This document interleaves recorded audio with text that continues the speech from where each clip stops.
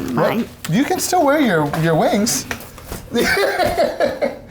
You could still wear them. No. Well, I guess that's that.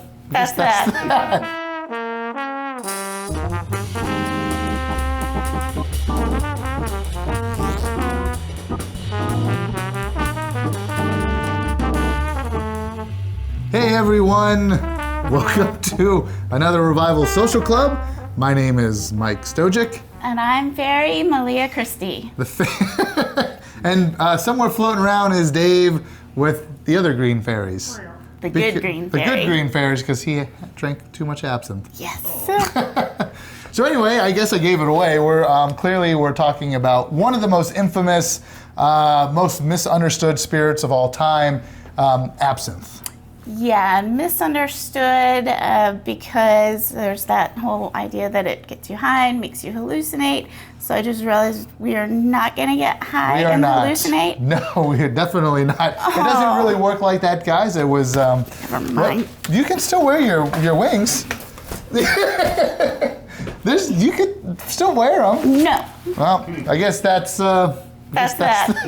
So, it definitely does not get you high. You're not going to hallucinate, because absinthe is much more than that as a spirit. It was originally introduced in France in the early 1800s by a gentleman by the name of Pierre Ordinaire. And he was a doctor, and he built this, or he created this, for medicinal purposes as a cure-all. So essentially, it was supposed to cure all. Everything from flatulence to anemia? Yes. There we go. All those, everything that's the spectrum. Everything in between. That's the spectrum, yeah. Well, unfortunately, though, apparently it was not a cure-all because the poor fella, he did die at some point. It wasn't a cure-all for, it wasn't like vampirism, like he wouldn't be a vampire. Well, then he should have done better. But on his deathbed, he did write down the recipe for this medicinal cure-all.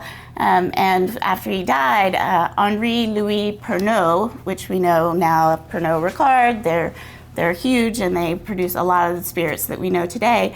He appropriated that and then started distilling it for public consumption, just for the fun of it. Right. It became very bohemian. It was this very kind of almost a sexy type of drink. It was very popular among the social elites. A lot of the creative types would go into the underground, sometimes opium dens, sometimes just absinthe. Who can say? But they would drink the absinthe, they'd be very social, and they'd stir those creative juices. All the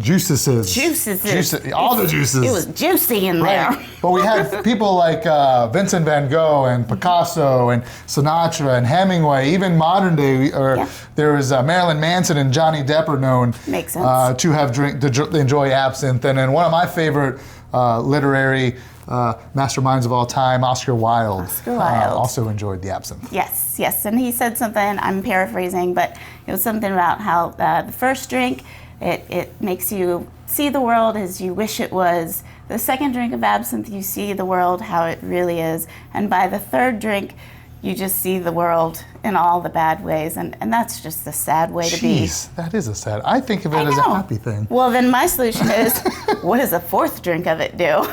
Jeez. Yeah, absolutely. And so, while it was in its heyday and millions upon millions, millions and millions and millions of liters of it were being consumed on the daily by people in all countries, then womp, womp, womp, the temperance people in France in particular, because that's where it was originally created, they were saying that people were getting absinthism, which was basically, it was making them go crazy and do terrible things, and it was the downfall of society, and especially was it was the Jean Lanfray scandal. It was this guy, he was a day laborer, this was about 1905, He was a drunk. I mean, he drank a lot of everything all the time. On one particular day, though, he drank as much of everything as he could, got completely hammered, and unfortunately, he murdered his pregnant wife and their 2 children. And these people who were wanting to get rid of absinthe, they were like, boom, that's our scapegoat. And he had actually only had 2 drinks of absinthe that day, along with lots of other stuff. And so they were like, see, this is why it's got to be made illegal. And that's when it started to become legal. And by 1915, it was banned in almost every country, including America. Right, and so then what you end up with is the story that sort of transcends reality, and then we all begin to think that, oh, absinthe is this insane spirit that's going to make you see green fairies and you're going to hallucinate and float off somewhere. But again, it's not true. It's actually a very lovely spirit, and the whole process of drinking it, which we're about to talk about, is a lot of fun. It's very social, and that's what we're going to do. And you're probably wondering, like, well, how are you doing it if it's illegal? But we have very real, true to form absinthe that I'll talk about in a second. But it's because in 2007, the ban on absinthe in the United States was lifted. Hooray! So yeah, so we have almost our own Absinthe Repeal Day in 2007. So for about 14 years, we are now able to drink true to form, pure absinthe. Yes, absolutely. The thing that gives that whole stigma and that separates absinthe from other liquors is that it includes wormwood. And wormwood, when drinking it, it releases the chemical called thujone. Thujone is what they felt was responsible for getting people high and delirious and mad and what have you. But what seasoned absinthe drinkers will say is that the thujone in absinthe kind of creates a clarity of mind and just a real worldly awareness, and that's what promotes creativity. And that's why if we're drinking it and I'm like, your eyes are so blue and your skin is so soft, and hey, should we start a t-shirt company or what have you? That's, you can see when people have been sipping on it for a little while. Is that where this idea of the Revival Social Club came from? We were drinking absinthe. So. We're like, you know what we ought to do? We're going to start this whole YouTube. That was the fourth drink. That was the fourth drink of absinthe. That's what got us. That's what got us there. Well, let's get in. Let's start the whole process. Absolutely. Let's get it going. We have two different types of absinthe that we're going to be drinking, and you may see this when you're in the store. The first one I'm going to talk about is Absentia. A good friend of ours out in California actually makes this. Hi, Absentia. Yeah, we love Absentia you. Vermouth. She makes this. It's a fantastic absinthe, and it's what's known as a blanc absinthe, so it's very almost crystal clear. And so you might be used to seeing very green, or you may think it's supposed to be very green, and if it's very, very green, then it's likely that there's some artificial color added to it, and if they're adding artificial color, then it may not be true pure absinthe. Right. So it's just something to maybe look out for. And then the second absinthe is Matahari. It's it's an Austrian absinthe, and this one is more like a green or a verde absinthe. Fountain's got a bit of green hue to it, and it's funny, in inspecting the label, I noticed that one of the ingredients they use in here also is salvia. Google that.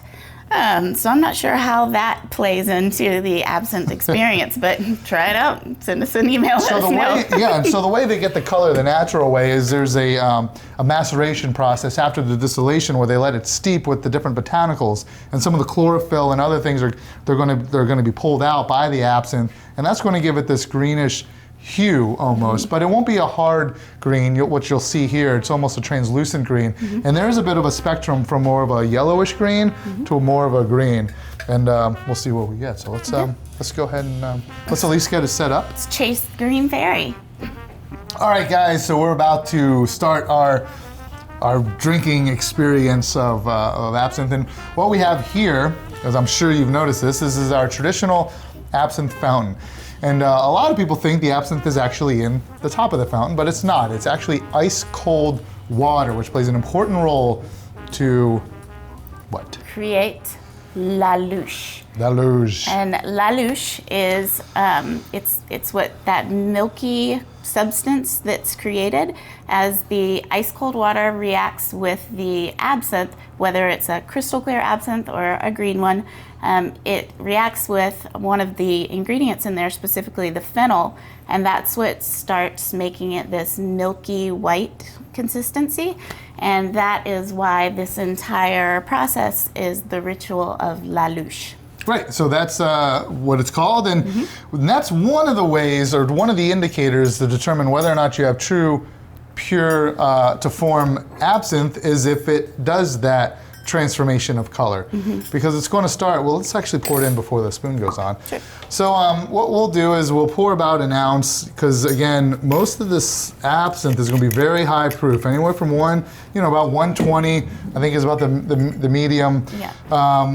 This is 110, so you get some 110, but I've also seen them up to 130. Mine's 120, proof. so I win. I think I win because mine tastes better. Well, it's made in America. I'm just trying to chase the green California. fairy. So we'll pour our absinthe in first into the glass, and then we're going to take our absinthe spoon and we're going to set it on top like this.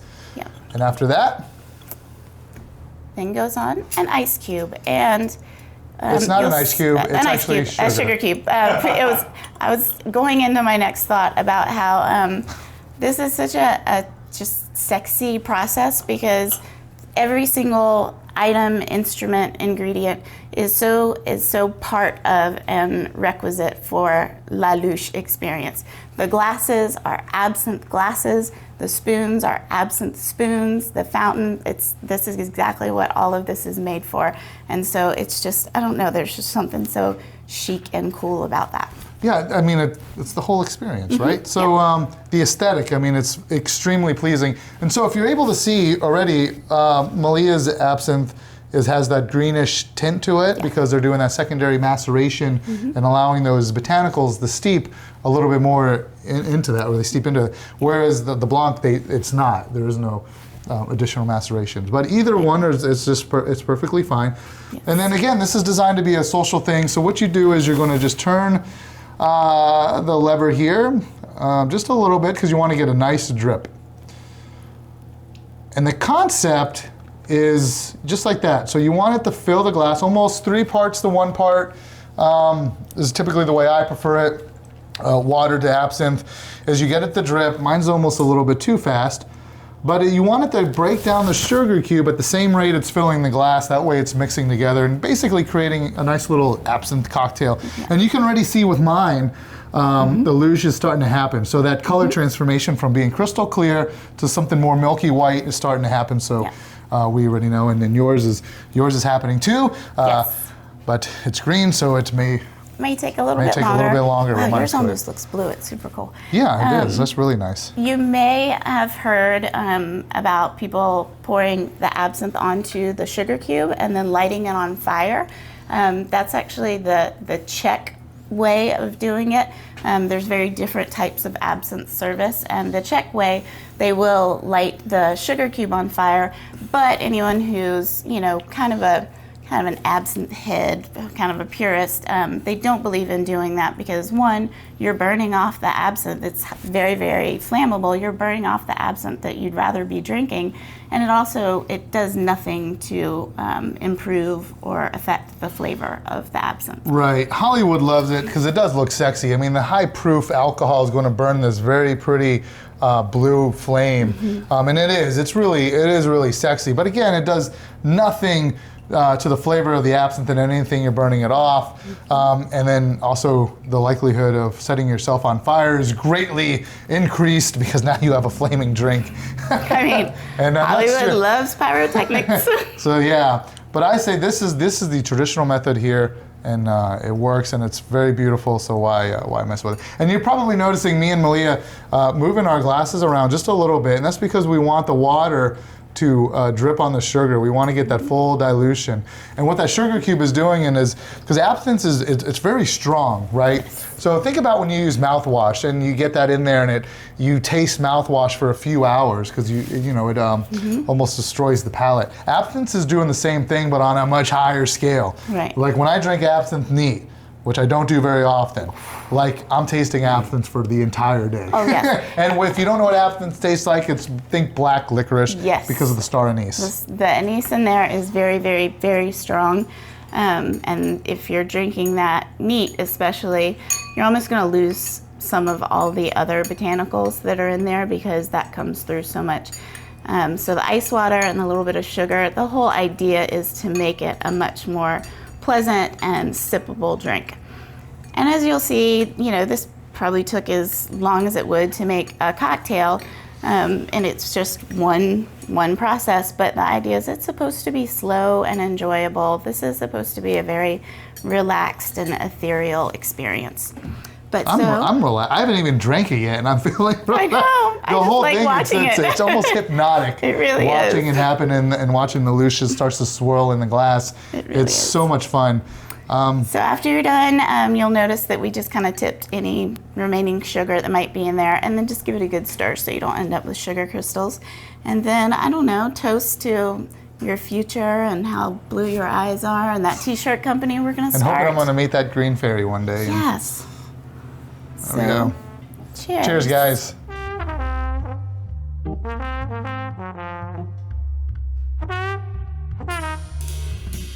All right, everyone. We really hope you enjoyed our absinthe episode. Yes. And maybe you're floating around somewhere if you're trying it now. That'd be really neat. But if you liked what you saw and you enjoyed it, then please like and subscribe. Check us out on Instagram and Facebook at Revival1869, and then visit us on our home on the web, which is revival1869.com, and check out the neat happenings that we have going on with the bar. Yeah. And we also have a cocktail supply store with some really neat things. Stuff and things. Stuff and things, like these jiggers. Help build your home bartending area. And with that, and totally stop over and see Absentia on her webpage and check her out. Follow them on Instagram and Facebook. They're also friends of ours who do nickel and dime syrups, which we also sell in our store. Yes. But check them out, and if you're out in the Oakland area, maybe pay them a visit. Yeah, and with that, we'll see you next time, everyone. See you. Bye-bye.